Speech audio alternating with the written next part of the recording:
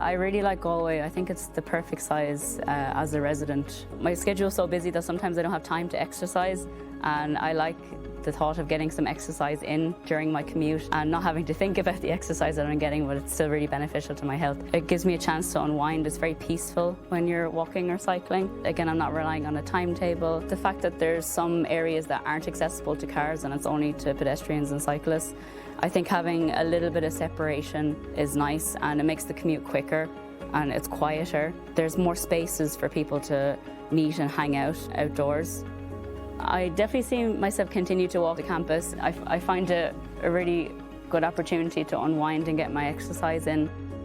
I'd like to see that even if I lived further out of the city centre, that I could still cycle. It's just the perfect size, and the way that residential areas are mapped out, it's a really good layout. It stays very flat, and I hope to see more greenways and more cycle lanes in the future. The Walking and Cycling Index is the biggest ever survey of walking, wheeling, which is using a wheelchair or mobility scooter, and cycling in Ireland.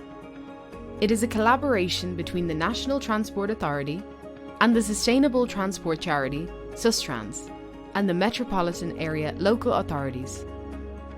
In 2023, an independent and demographically representative survey of more than 1,100 adult residents from each of the 5 metropolitan areas of Cork, Dublin, Galway, Limerick, Shannon and Waterford took place, 5,500 surveys in total.